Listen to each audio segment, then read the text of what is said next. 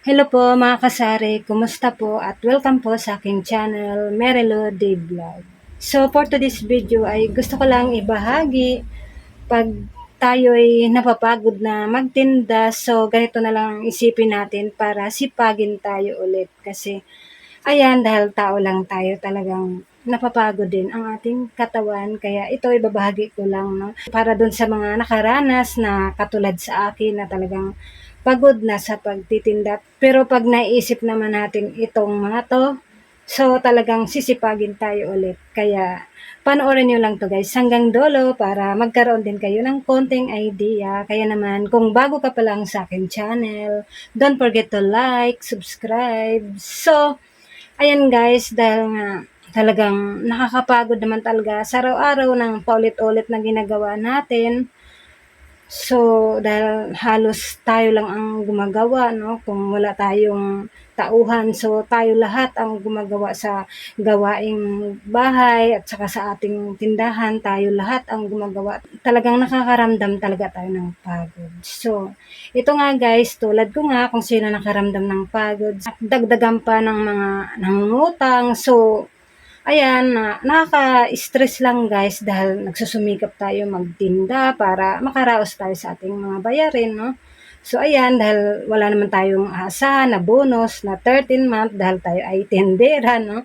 So ayan, may mga nagtitik sa akin, nakakairita lang kasi tayo pa talaga ang ititiks, naghanap buhay lang naman tayo, nagsusumikap para makaraos.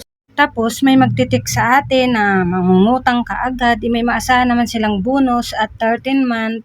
So tayo bilang isang tindira, so wala, tayo pa ang uutangan. So ayan, may nagtitik na para mangutang. So nagtaka lang ako, bakit ganon? Nasaan napunta yung pera nila, yung sahod nila? Ba't mangungutang pa sila? May matanggap naman silang bonus, no guys? Talagang pagod na nga tayo, yung pa yung mababasa natin, talagang nakakawalang gana. Kaya minsan, naisip na lang din natin na mag-stop na magtinda para wala na silang mautangan at para hindi na rin tayo ma-stress.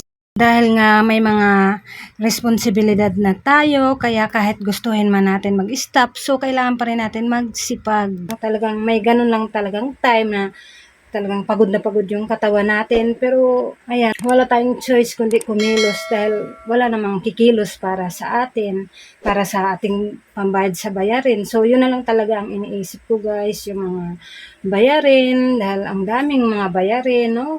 Rent, dahil nag-rent naman kami dito, at saka dun sa bahay namin, may bayarin din, dun sa kabilang bahay dahil kuryente, pero maliit lang naman ang bayarin namin doon kasi di pa naman kami nag-i-stay. So dito, mga bayarin namin sa bills, tubig, at ayan, dito nga renta, at saka sa mga anak ko, dalawa pa kasi yung estudyante ko, yung bunso ko, grade 3 pa, kaya marami-rami pang laban ang ating kakaharapin, pero kaya naman yan, no? Basta, ayan, basta magsipag lang tayo. Yun na lang talaga ang iisipin natin para lumaban tayo sa buhay. Kasi kung sarili lang talaga natin ang isipin natin, so talagang susukuan na natin dahil sa nakakapagod, no?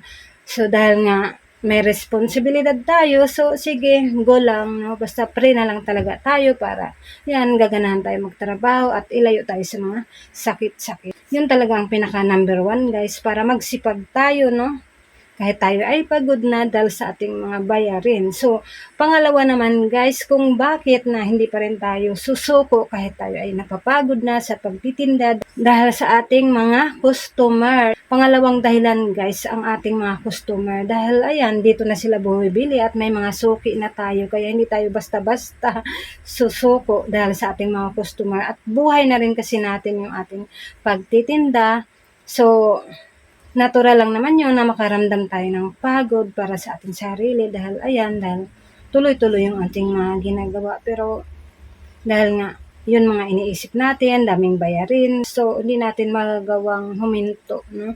So ayan guys, talaga namang, ayan, nakasanayan na rin natin na yung mga customer natin na bumibili, parang naawa tayo pag wala silang mabilhan dahil, ayan, nagsasarado yung isang tindahan. So may obligasyon na kasi tayo sa ating mga customer, kaya ayan, kailangan pa rin natin magtinda.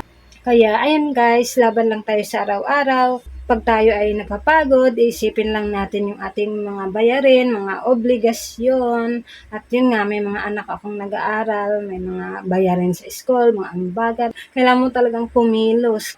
Pag iniisip naman natin yung ating mga bayarin, so paano na kung hihinto tayo? Saan na tayo kukuha ng mga bayarin? Talagang nakakasad. Kaya hindi pwede tayong hihinto. Laban tayo, guys, para sa ating mga bayarin at sa ating mga customer dahil inaasahan nila na mayroon silang mabilhan na malapit sa kanila, no, na tindahan. Kaya ayan. So ayan lang, guys, ang maibahagi ko for today's video. Maraming salamat po at mag-pray na lang tayo lagi para bigyan tayo ng lakas ng pangatawan para gaganahan tayo maghanap buhay. So ayan, guys, bye.